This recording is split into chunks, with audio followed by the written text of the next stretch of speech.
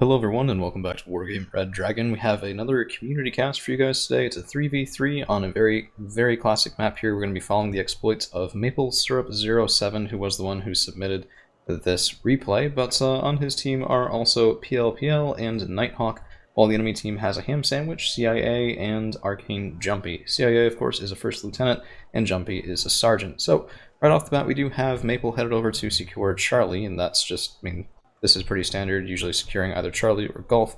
Golf is a little closer. Probably I did the same thing the day, headed toward the center zone instead of the one closest to us. But it looks like the Red 4 deployment is, well, a bit more aggressive. So, well, no, they should have a third CV as well. 3 players. Well, I guess we'll see. But for Maple's forces, we have a whole bunch of AMX-13 VTTs. It looks like a French force. Crotals leading the way, some VABs, and a bunch of AMX-10s. RCSB and just RC Scouts. So pretty normal there. You do usually expect to see a super heavy for this side of the field and hotel, and there's an attack helicopter coming over from CIA, Mi-24P there, and a Sokol, which is about to eat that Crotal shot right to the face. Beautiful shot there. Let's see him fall down, and well, bit of a unfortunate ending there. Also an Mi-17 spotted, and Crotal's already on the hunt. Probably an attempt to get paratroopers over onto that side, but a little bit too slow. So we do also have Nighthawk's troops disembarking. Looks like they're fighting against the Soviets. And on the right-hand side, it looks like an Israel player with PLPL, and he's going to be going against, that's another T-72 OBR, so another Soviet player there. So quite a lot of Soviet players on the field today, and definitely a lot of forward motion here from Maple Syrup. So his AMX-10s getting into this line, ready to shoot, but yeah, as I said, the T-72 M2 Wilk 120-point tank is going to be hard to deal with. Those Milan F3s are going to have to get some good work done, or it's going to be a very difficult time indeed. So, yeah, let's see. Big push coming in from PLPL. Well, maybe not. Rovait and Zeldas is pretty traditional for Israeli players anyway. Just getting those infantry forward and then backing them up with the triple guns off the Zeldas for 5 points is something no one likes to encounter, but CIA has pushed in, so Nighthawk's going to have a hard time here. Razvedka and VDV-90 showing up, and a bunch of T-72Bs and BUs. These guys are the big boys. 175-point tank right there, and that's going to be a really tough thing to deal with, even with the ATGMs off the RBS-56. These guys don't have the best, 26 AP, 50% accuracy, but the range is so short at 2275. I guess you do sort of pay for that a little bit, but the VTTs are leading the way, and look at all those stunned and killed moat shoots, and oh, you hate to see it. Unless you're Maple, in which case this is exactly what he wanted to do. Reserve is now moving up, trying to take that fire from the Wilk and keep the VTTs alive, as this is just slaughter. And a bunch of 2A5s. I missed these earlier. Yeah, so looks like, in fact, it is Eurocorps, not just French. These guys, I guess, were moving up a little bit behind. 1 strength remaining, and it looks like they did get the kill, so let's go ahead and take a check here. Yeah, 1 super heavy down for Arcane Jumpy, and the other M2 Wilk is getting the hell out of dodge as that moat shoots and screen is just gone. And I think both players sort of did the traditional opening there. A little bit better smoke micro off of Maple is, I think, what made the difference, and he's definitely preparing to keep pushing up. So Reserve is leading the way. AMX is trying to draw fire off the T-72 Wilk, while the damaged Leopard does move back, and that means... Ooh, where'd the other one go? Oh no. Oh, there it is. There he is. Yep, so Syria coming in, and he's getting a couple of cheap kills, but that healthy Leopard 2A5 is going to be one hell of a problem for Jumpy. However, so is Echo for the Blue 4 team. So if you take a look, Geverman 90 aren't going to be the best tools to handle that sort of thing. 16 AP, 20 RPM is not terrible on the M72A4, but yeah, BMP3s are kind of rough. So 40 points here, but you do get 5 frontal armor for it. And the double T-72B knife fighting in the woods here is also a little bit rough, although Falskrim Jaegery should be able to put a decent hurt on him, but it looks like Maple is going to be consolidating here on Hotel. We'll take a look at the other sides of the field. Echo is definitely a trouble spot, we'll have to keep an eye on that, but a lot of forward tanks here. Magat 7C Gimmels with their excellent 17 AP, 10 rounds a minute. It could be some very nice work out of those guys if the Red 4 team isn't careful, but BMP3s are guarding here as well. That seems like a nice snack for the Gimmels, honestly. The frontal armor on the BMP3s can't stand that main gun off the Gimmel, so that could be deadly and fast. But the Red 4 team has capped November as well, which means they are taking out a +2 Something to be wary of for the Blue 4 team. You don't want to let that go too far. And a bunch of empty Krotals. This is the thing. I mean, 4 missiles is not a lot, particularly when sometimes it takes 2 hits to kill, and you get a miss in there as well. So particularly attack helicopters can be a problem for a lone Krotal to deal with, especially after the first engagement. Cepheid is moving up, and I don't necessarily love this, so I'm going to have a video coming out. I have decreased my my music volume. I do apologize for that.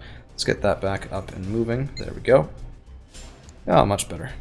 Okay, so Cepheid are going to be using those rocket pods pretty well here, but the frontal armor on the T-72s is pretty tough, and you can see one of the Cepheid is lost, so I don't know if I love this. I mean, yeah, they're getting a couple kills, and it does look like it will succeed. It just high risk, and in this case, decently high reward. Both T-72s, those 90-point tanks, are taken out by a lowly Fennec TOW-2. So, I guess it worked. STRVs coming in, and you can see the reservists have met this town, and this, I've been on the other side of this before.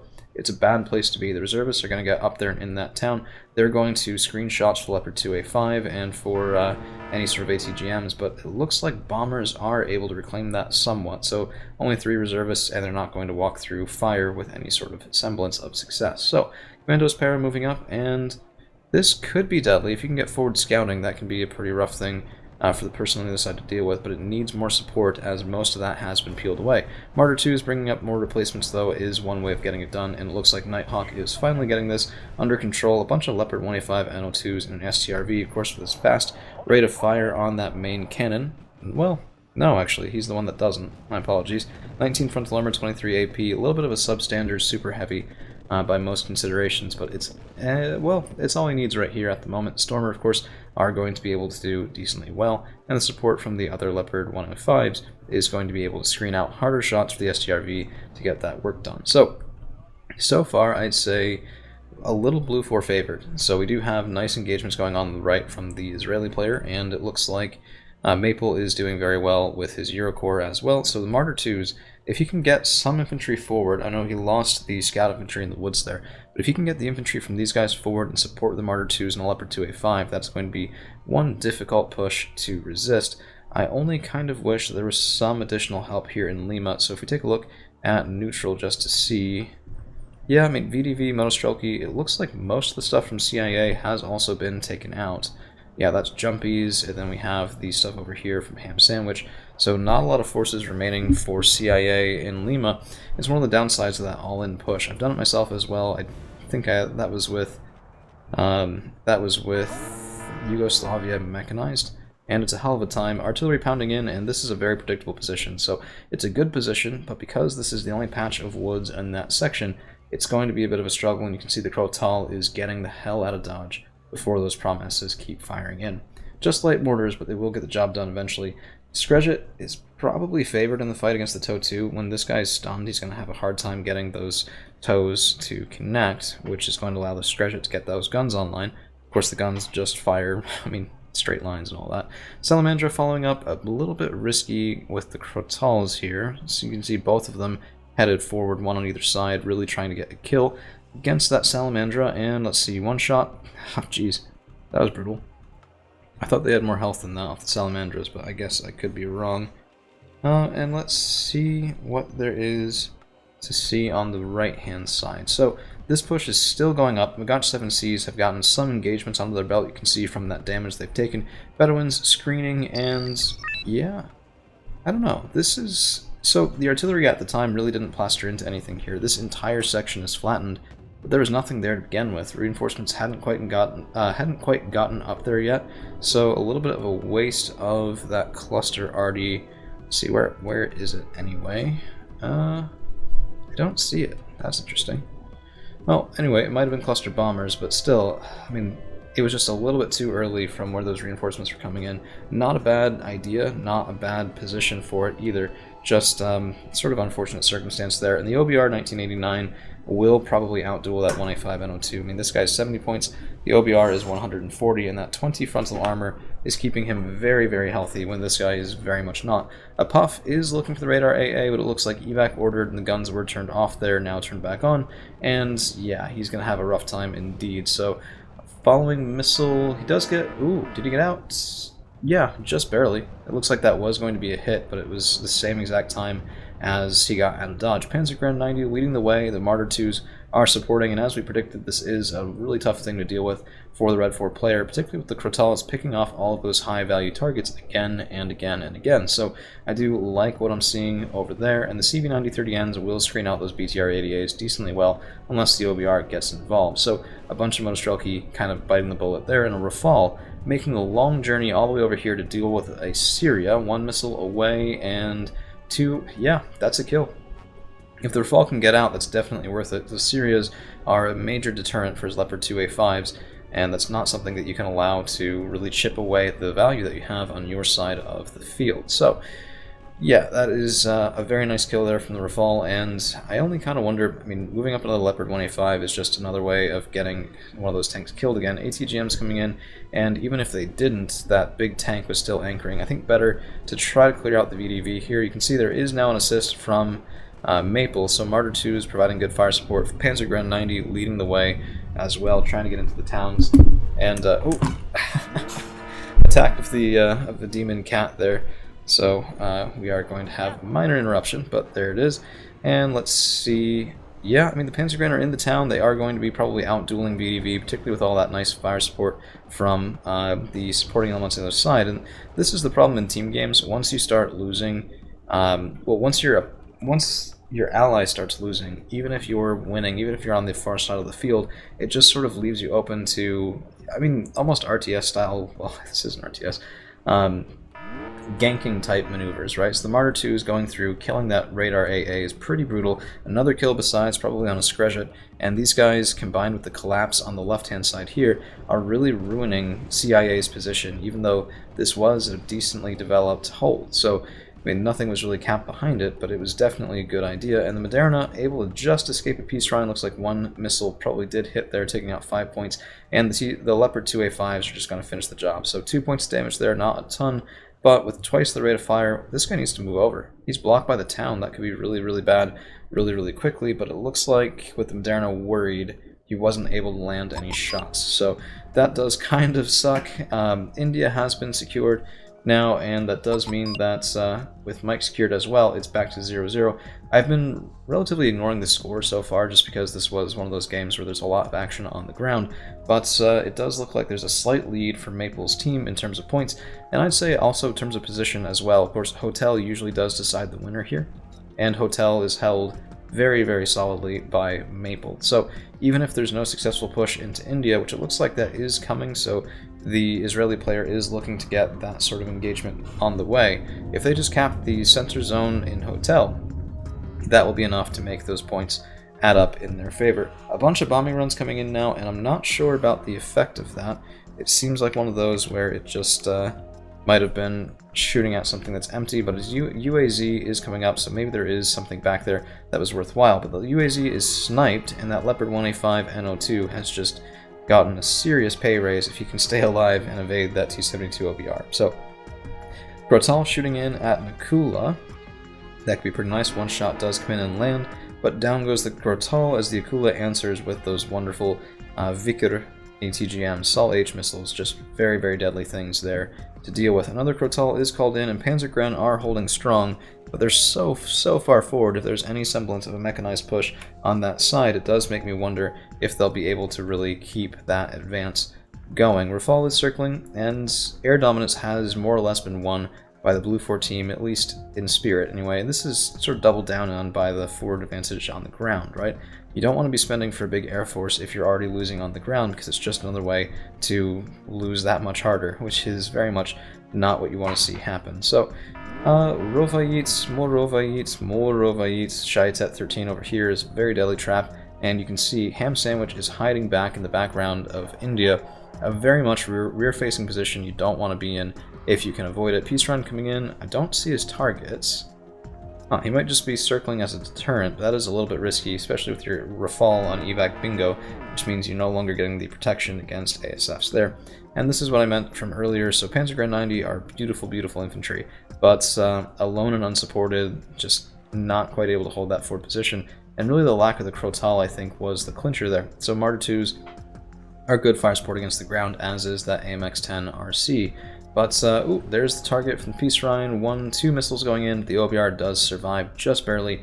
And that cluster did actually get some kills there. It looks like this was a staging ground for the Red 4 player for a couple of Nonas. So, a couple of them taken out, 1 remaining, and that is, I mean, it's not the worst thing ever. But it certainly is going to be a little bit uncomfortable. Puff coming in again, and no missiles on the way, so no kills there. But Tornado Bomber does get something going. And did they flatten the infantry? No. So again, blind bombing runs, never as effective as you need them to be, but if you don't need them to be, then they probably are. It's a little bit of a blessing and a curse. So Motschützen are still alive. They will have to deal with Panzergren and Vavs, but the Fragile Milan team does not want to be exposed to this and could very well get targeted. Let's see, he's moved back.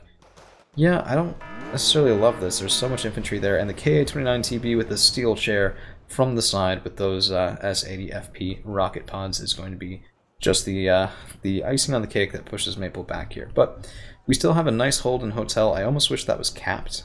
I think there's no reason to be sitting at a... I think there's no reason to be sitting at a 0-0 here. Very well could be just capping Hotel, capping Echo, have that ticking +1, because, I mean, Arcane Jumpy is giving back here, and he has a better engagement here than he ever had before. Artillery also online, shooting the predictable position and nearly killing both of those Leopards, and now this is looking a little bit grim. Crotal is in a forward position, not a lot protecting it.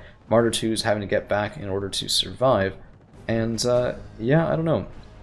This seems a little bit unsafe, definitely a little bit riskier than it was before, and I guess now Nighthawk, who had been feeling the pressure in the first part, saved by Maple's push over into Echo, is applying the pressure. So this is a good thing. This is definitely what you want. Once you've been rescued by something like that, you can't just consolidate. You have to go in and move and get things done. But the T-72s anchoring that formation are not going to go easily, even if the Motostrelki are relatively quickly killed. But I mean, these transports are relatively expensive. They're stunned. They're not getting all the way through. And it looks like a bit of a failed push there from Nighthawk, unfortunately for his team. At the moment, but Poopa Pirates bringing some forces forward, Peace Rhine as well moving up, and the slow encroachment from this Israeli player is just it's a piece of artwork, really. It's just a thing of beauty, and you'll love to see it indeed. But Tornado 1DS Bomber is going to get some revenge there. Yeah, Motostrelki killed, probably hurt the tank as well. Let's take a look and see. Yeah, that tank is gone. So I'm not sure if it was Stormer, I'm not sure if it was these bombing runs, but they are certainly brutal, and CIA is just getting worn down and worn down and worn down. So, very rough situation there for the Red 4 team, and even another plane taken out by that circling Rafale. So, nice command of the skies from Maple and his buddies here. And, yeah, I mean, this line is just, I thought it had been pushed back a little bit, but it is still constricting ever so slowly. More artillery coming in here, and yeah, again, this is just... everything that's sitting in those woods is going to get hammered. It's just the way of things. If your opponent buys artillery, they're going to shoot it in there. Probably better just to stay a little bit back from it, because, I mean, you're still not going to be spotted if you have that much control of the zone, at least not right off the bat anyway. And unfortunately for the Blue 4 team, looks like CIA is just barely able to get command of Lima back online, but Echo has been capped. That is the ticking +1. If they can get Hotel, that'll go up to a +2 and really put the pressure on, tighten the screws down on that Red 4 team, and especially with this continued push. So Dorban LR's doing some great work here, down to 4 missiles. Magash Gimmels sparring with the 89. The 89 will definitely win that fight on a 1v1, but a 3v1, there's enough AP there off the Gimmels, they can probably get some good work done. Moderna coming up, and that was not expected, so usually I guess I wouldn't have seen... I don't know, I mean, that's fine. And Peace Rhine's going to put a quick end to that, actually routed by that and the bombs, and he is still alive, I think, in the replay. Let's take a look, and yeah, route, so no control of that forward jumpy, but the route actually saved him from being in the way of the Tornado's bombs, so they might have been able to get a single point and gotten the kill, so kind of a lucky route there for Jumpy, which, I mean, you hate to see it, but here comes Cluster, and this is the main problem with holding this zone, is you know, you have all these expensive tanks in here that you need in order to hold that zone, but they're kind of static.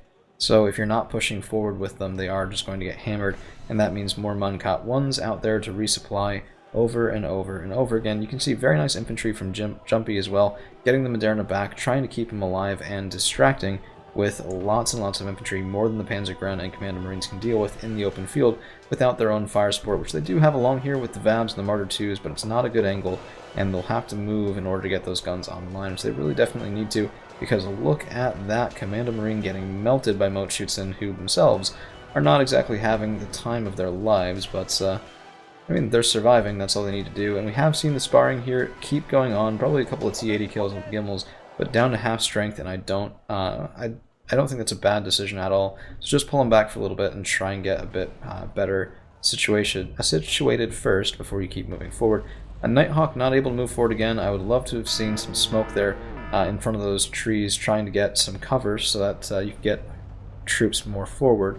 But I think it is going to be enough with the combined effort here. So Mi-8T is getting killed by a Krotal, who's instantly resupplied by Mankat 1. And that is going to be hard to deal with as well, even with BMP3s sort of shooting in, trying to get side shots on the AMXs. That's definitely a rough situation for the Red 4 team. We do still have quite a bit of time left in this match. Of course, it was ticking down from 60 minutes, but it looks like we only have around 9 minutes left before there is a team surrendering. So if you do want to see the cards at the end, just go ahead and skip forward about that much time, and you should be able to see kills and losses for Maple. And if you're still hanging around, I just want to do the standard plug, not at the beginning or anything like that, but if you like these sorts of replays and you like doing these community casts, want to see anything of your own, just send it to me on the Discord. There's a channel for it for good replays. And, well, if you don't mind hitting like, sharing, subscribing, doing all of that YouTuber nonsense, and that's the whole pitch, we're not going to belabor it. So, I think the Israeli player... I don't know. It doesn't look like he's really prepping for a push at the moment. This looks like a offensive hold type deal of, you're not going to push me back because I'm on your side of the field, so suck it.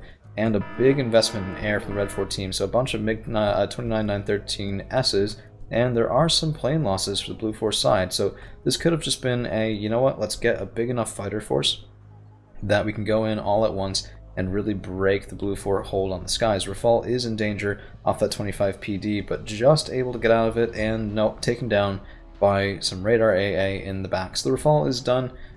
He has gotten a pretty impressive kill list, and it isn't enough to necessarily save the Red 4 team, but it certainly does shake things up in the late game. If the Red 4 players can get some bombers online, that will be a very dangerous thing the Blue 4 team. However, Panzergrenadier have made it all the way up here. It looks like that Moderna is probably dead by now. Reservists and VTTs making it through to the forward town, and now there really does need to be a cap here, and probably moving the Leopards forward as well. They're both full strength. Use them. I mean, push them up, get the Commandos Para up and spotting, and get some forward anti-air, and you can really get a lot of work done here and just deny your opponent anything on this side of the river. It's a really hard zone to push, but staying there is just drawing more and more and more artillery fire, and those Leopard 2A5s are going to have to get healed up again. But there is a command infantry coming up in a VAB here, so we are finally getting the cap on Hotel. That'll throw things from a +1 to +2, and look at this play. HVMSs from the Israeli player. I mean, 60% accuracy, 11 AP. You could ask for, well, you could have worse and ask for better. Bit of double-edged sword there, but they are very much providing forward scouting against CIA, and even looks like a shot going in, maybe not. Vision lost just barely.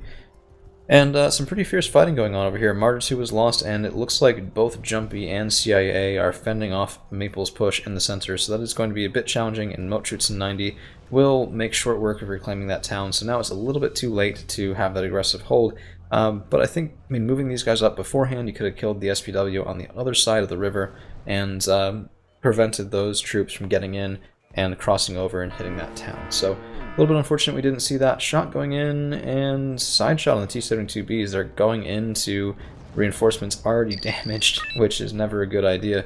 Never a good thing that you want to have happen to your forces, but a Barak 2 and a Baz Meshaper leading the way here. Both of these guys are, of course, very wonderful air superiority fighters. For Derbies, not the best range, but look at that accuracy and stabilizer off the Derby missiles. With 5 HE power, 70% accuracy, that is very deadly indeed. And the more traditional Barak 2, of course, does actually match that. Same missiles with the Derbies there. Maybe that's what makes them so flipping deadly. But, yeah, a lot of high-end interceptors here. Well, not interceptors, air superiority fighters there, and an F-16AM as well as a KWS coming in. I kind of wish that had been a little bit better coordinated. There is enough in the air for Blue 4 to take those guys out, but evac ordered, and KWS that didn't need to die does, unfortunately, but the Roland 3 able to get some revenge, and that is still a 2-to-1 trade in favor of the Blue 4 team in the air there, so definitely still some good work going on, and I think at this point, Lima's probably unrecoverable. Look at all this stuff in the center here, just lots of IFVs, still holding on to their infantry, not wanting to expose them to artillery fire or bombers directly. They will have to chew through the vehicle first, and here comes another push maybe?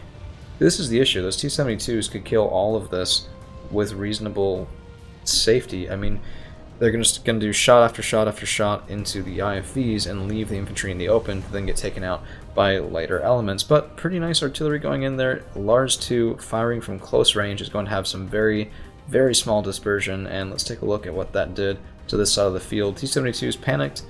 I mean, not a lot of kills there, not a lot of infantry here in the first place, but yeah, I mean, with that, you probably could shoot the gap here without too much trouble, particularly with the Fennec Toe 2 in the back. I mean, once those guys start shooting, he will get some revenge. And it looks like we did just barely miss it, but those Gimmels have just gotten, well, finally what they were there for, which means that's, oh no, is that a countercap? Yep, Auxiliary Picoud, countercap here. The Gimmels have cleared out a couple of tanks, not quite able to get the command infantry, but with that, it's a +3 of all things, and that is a very intimidating thing to face this late in the game. Tornado 1DS getting a bombing run on the way, and an ECR circling around looking for any sort of radar AA. A little bit risky, but I do like the pairing here. So usually people will turn things off if they see a lone plane coming in, because it's probably seed, and that's going to give you a rough time anyway. But if you pair them up, then they might turn it on, try and shoot the first one when the bombs are already evac Winchester, and then if you have a sneaky seed plane in behind, you can often get a kill. But it looks like in this case, let's see, Magachas are splits, they might be moving forward. Messiah aren't moving forward as well, and they do, I mean, the infantry provide the scouting here. They're not recon infantry, but just better optics than on the Gimmels by a fair bit, I think, just by virtue of being infantry. But they are in very much a lot of danger, and with the death of those guys, only the actively shooting Spetsnaz GRU are revealed, and you don't want to run into that with a couple of Gimmels. It's not going to be a fun time. Syria coming in, and Leopard 2A5 does have to watch out, but down goes the Syria to a bunch of angry Roland 3s. Beautiful anti-air work from Maple this whole game. Really a pleasure to watch and to record as well. Plus to see that action. I struggle with Hotel pretty severely. I really just am not that great at getting a reliable cap on it. So it is nice to see that in action and not have to have the stress of doing it myself for the first time and probably losing out of it. 22 M4 coming in, and that is just 2,000 kilogram bombs for 100 points. Really slow plane, 750 kilometers per hour, and he's paying for that speed right now. I see he was spotted, and Tornado 1DSs of everything, of anything, using those short, I mean, jeez. These aren't even proper range, they're 38, 50 meter range. IL-102, however, will get through. The bomber does always get through, but it looks like there has now been a successful push from Nighthawk. That's going to be brutal. Look at that. Look at that. Probably about 80 to 100 points of kills off of that, which isn't the same cost as the plane, but it's no slouch either. And I think that is going to be all she wrote for this one, as, yep, CIA has surrendered, and with that +3, they just get to 500 points in no time at all. So let's take a look at the kills and losses. Geez, 83-20 for Blue 4, 50-70 for Red. A very, very one-sided game. And a lot of that came from Maple. Look at that, 39-35, 16-70. I think a lot of that was in the air. His Rafale got a lot of kills, the KWS traded well, and then the anti-air on that side of the field got a lot of high-value kills on helicopters and on planes. We can see that in action here. Kratal with the Salamandra, Sokol, and Mi-17 is a nice value there. Leopard 2A5s racking up entire scrollable kill list here. Strop 2s, Wilkes, Moat Shoots, and BMPs. Let's see what else got a lot. Artillery piece taken out in Akula. Beautiful, beautiful, beautiful. This guy's probably retreated and landed next to some sort of resupply vehicle or similar. And then the 10HE off that M111, sorry, 110 rather, would be able to get the kill there with a shot or two. Rafale, only 2. I thought he got more than that with the Rafale, but Syria 30 and the 25 PD, that was the trade with the 25 PD. Good trade, by the way. Well, for the Soviet player. Panzergren did good work, and Kratal's again with lots of kills. even the tornadoes did better than I expected with those blind bombing runs. Otherwise, it was just a lot of value here. So, very nicely played to everyone in this game for this community cast, and many thanks to Maple Syrup for sending it in and asking for that replay to go up. So, it's been my pleasure, and well, till next time, guys, see you around.